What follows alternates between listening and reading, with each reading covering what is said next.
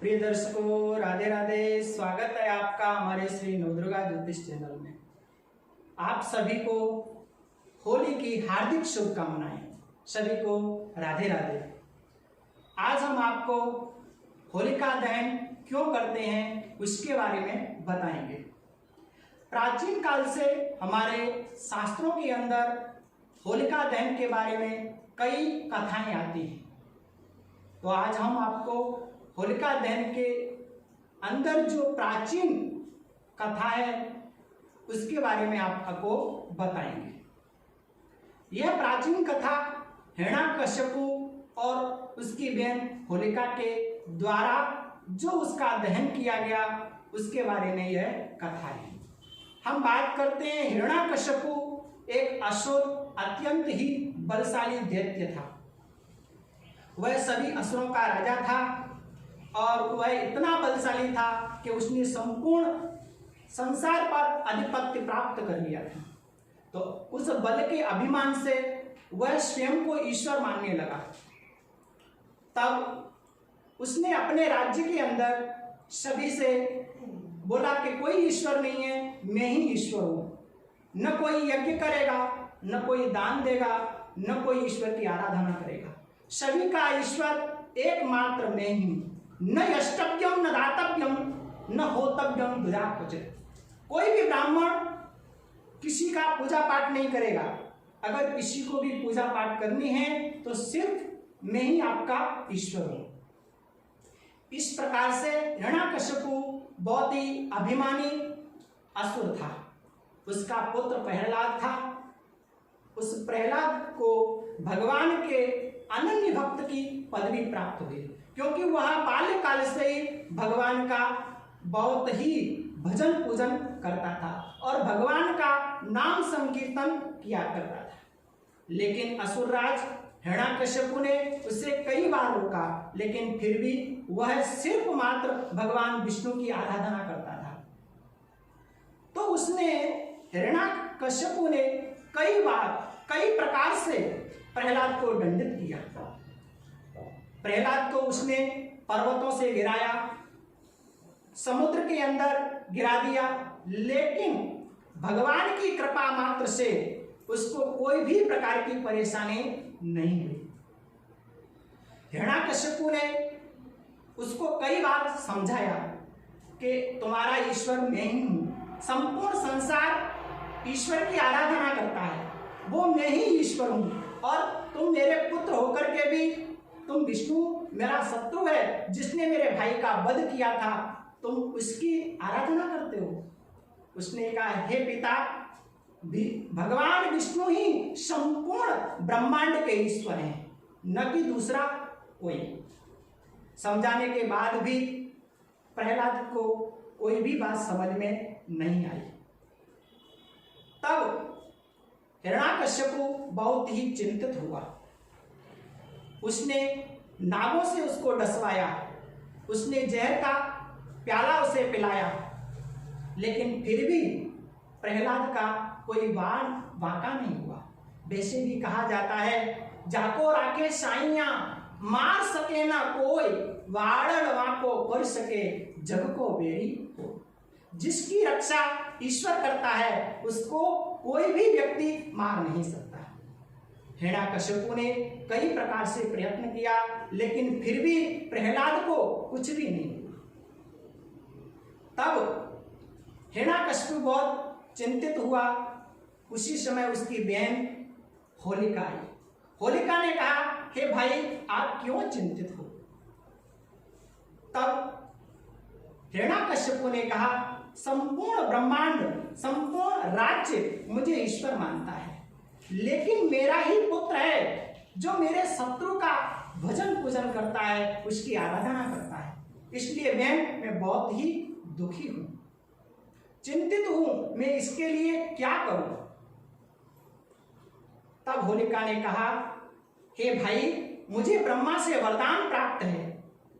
ब्रह्मा जी की मैंने घोर तपस्या की थी, तो ब्रह्मा जी ने मुझे एक चादर दी, जिस चादर को मैं ओढ़ करके किसी भी अग्नि में बैठूं तो अग्नि मुझे भस्म नहीं कर सकती। तो हिरण्याकश्यप अतिशय प्रसन्न हुआ। तब उसने होलिका से कहा, बेन तो आप हमारा कार्य अवश्य कर देंगे। तो तब राज्य से बाहर, नगर के बाहर आकर के होलिका प्रहलाद को गोद में लेकर के बैठ गई और उसने चादर ओढ़ ली और सभी असुरों ने अनेकों प्रकार से चारों तरफ से लकड़ियों का ढेर कर दिया और उसमें अग्नि प्रज्वलित कर दी।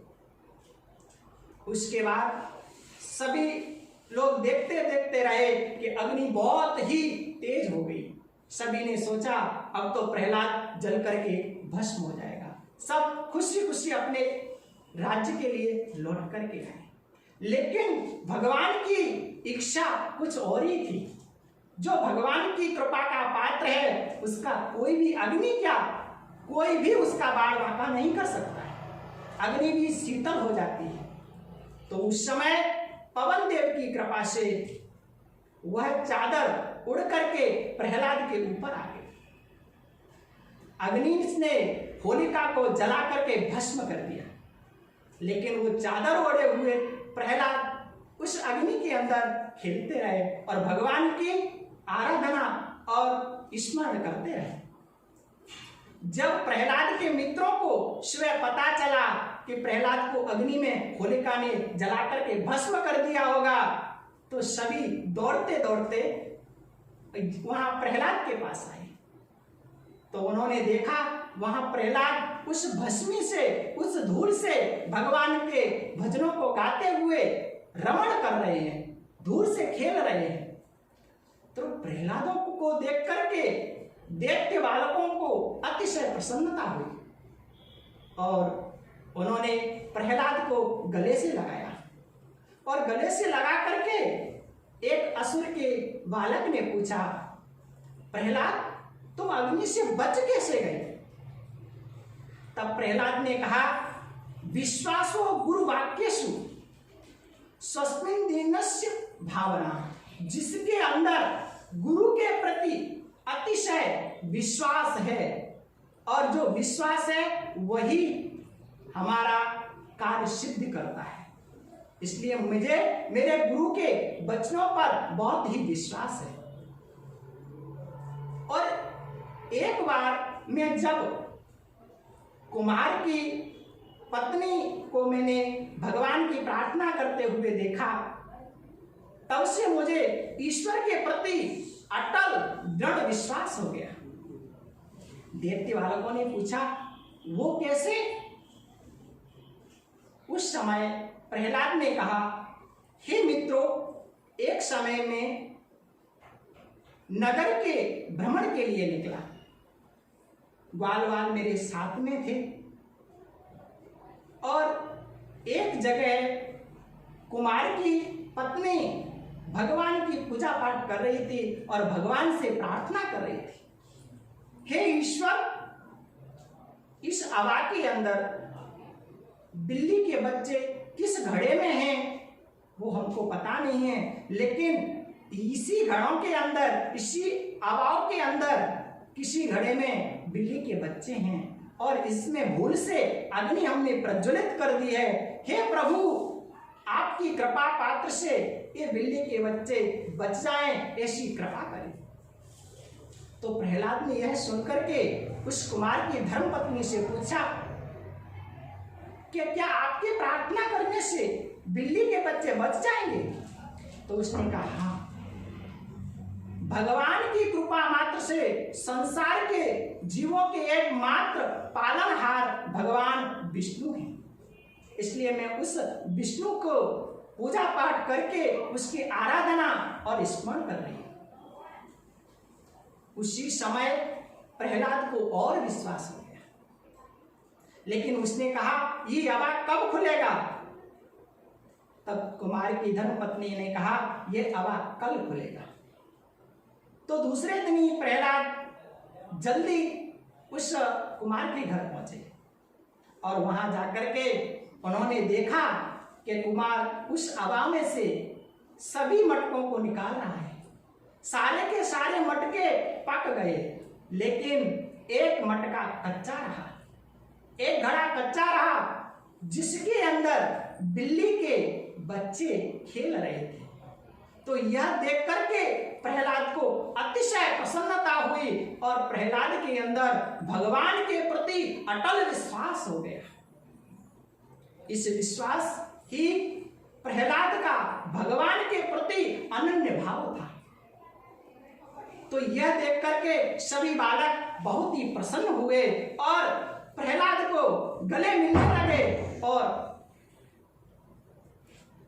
प्रहलाद को गले मिलने लगे और बड़े ही उताव से सभी असुरों के बालक उस धूल से एक दूसरे के ऊपर धूल उड़ाने लगे।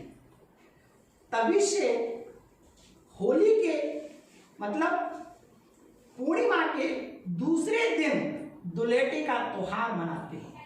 कहीं इस त्योहार को धूल से एक दूसरे के ऊपर धूल डाल करके इसको दुलेटी के रूप में मनाते हैं और कहीं कहीं इसी त्योहार को रंग से होली के रूप में मनाते हैं, एक दूसरे के प्रसन्नता के लिए। और कई जगह गुलाल से और कहीं कहीं फूलों के द्वारा भी इस उत्सव को मनाते हैं, क्योंकि यह उत्सव ही हमारा सबसे बड़ा भगवान की आराधना का प्रतीक है।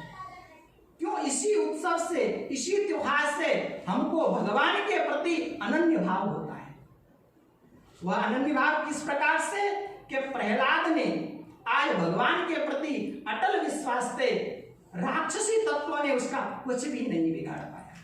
इसी प्रकार से जो भगवान के प्रति अटल विश्वास रखता है और भगवान की आराधना करता है, उसको कोई भी दुखी नहीं कर सकता, उसे किसी भी प्रकार का दुख नहीं प्राप्त होता, क्योंकि उसे भगवान की आराधना में ही संपूर्ण सुख की प्राप्ति होती है। इस प्रकार से यह त्योहार हमारे वृंदावन के अंदर बहुत ही धूमधाम से मनाया जाता है। कहा जाता है हमारे ब्रजमंडल के अंदर यह त्योहार 15 दिन तक चलता है। यहाँ पे अष्टमी को बरसाने में होली होती है और नवमी के दिन नंदगांव में, और एकादशी के दिन वृंदावन के अंदर बड़े ही हर्ष उल्लास के साथ यह त्योहार मनाया जाता है। एक दूसरे को गुलाल लगा करके, गले मिल करके एक दूसरे की खुशियों को बांटते हुए यह त्योहार बड़े ही आनंद के मय मनाया जाता है। लेकिन हमारे ब्रज में तो एक कहावत है, जग में होरी ब्रज में होरा, केशो देश निगोरा। हमारे वृंदावन में इस होली को होरा के रूप में मनाते हैं। संसार में तो होली के रूप में मनाते हैं, लेकिन हमारे ब्रजमंडल में होरा के रूप में मनाते हैं। वह कैसे मनाते हैं? एक समय राधा रानी ने और गोपियों ने कृष्ण भगवान से कहा कि हे कृष्ण, आपको होली खेलनी हो तो बरसाने में आ जाना, अगर हिम्मत है तो होली खेलने के लिए आप बरसाने में आ जाना। तो नंदगांव के जितने बाल बाल थे और भगवान कृष्ण की टोल मंडली सब अष्टमी के दिन बरसाने में पहुंचे। गुलाल रंग लेकर के एक दूसरी गोपियों के ऊपर सभी ग्वाल वाल और कृष्ण लगाने लगे। गोपियों ने एक डंडा उठाया और डंडे से, उस लठ से सभी ग्वाल वालों को मारने लगे। लेकिन यहाँ भी हमारे ब्रज के ग्वाल वाल हैं, कोई कमजोर नहीं है, एकदम डटे रहे सामने और उस होली का परम आनंद लेते रहे। इसी के रूप में इस होली का नाम लठमार होली पड़ी है। तो आज भी ब्रजमंडल के अंदर इस होली को लठमार होली के रूप में आज भी मनाते हैं। बरसाने में अष्टमी के दिन लठमार होली होती है, उसके बाद में नवमी के दिन नंदगांव के अंदर बरसाने की सभी गोपियां होली खेलने के लिए आती हैं। यहाँ भी लठमार होली होती है। उसके बाद वृंदावन के अंदर एकादशी के दिन पूरे वृंदावन की परिक्रमा की जाती है और परिक्रमा के साथ साथ में होली के रसिया और होली के भजन गाते हुए और पूरे रास्ते पर एक दूसरे को गुलाल लगाते हैं और गुलाल उड़ाते हैं। इस प्रकार से आज हमने आपको होली के बारे में बताया। ये होली का त्योहार बड़े ही भारतवर्ष में धूमधाम से मनाया जाता है। वैसे अभी तो संपूर्ण विश्व के अंदर होली का त्योहार मनाया जाता है। तो आज हम सभी ग्वाल और बाल और गोपियों के साथ इस रंगभूमि के अंदर ऐसा समझेंगे आज हम वृंदावन हैं। इसी को जहां मन कृष्ण के अंदर रमण कर जाता है वही भूमि ब्रजमंडल बन जाती है। तो आज हम कृष्ण और राधामय होकर के यही वृंदावन के रूप में आज फूलों के साथ में कान्हा जी से और राधा रानी के साथ में हम होली खेलेंगे। आज हम मन के द्वारा वृंदावन के लिए प्रस्थान करते हैं। आज हम सभी ग्वाल बाल गोपियां सभी राधा और कृष्ण को अपने मन में बसा करके आज यहीं वृंदावन धाम को बनाते हैं और वृंदावन की होली का फूलों के द्वारा आनंद लेते हैं। सभी आज होली के त्योहार पर मन से वृंदावन धाम के लिए आप सभी हमारे साथ चलें और ब्रजमंडल की उस आनंदमयी होली का जो फूलों से होली खेली जाती है हमारे बांके बिहारी के मंदिर के अंदर, तो आज हम उस बांके बिहारी की होली के अंदर जो उत्तम होली का प्रसंग और त्योहार मनाया जाता है उस उत्तममयी होली परम आनंदमयी होली का आज हम आनंद लेते हैं। कृष्ण भगवान के साथ राधा रानी के साथ सभी होली का त्योहार मनाते हैं और भगवान से होली खेलते हैं।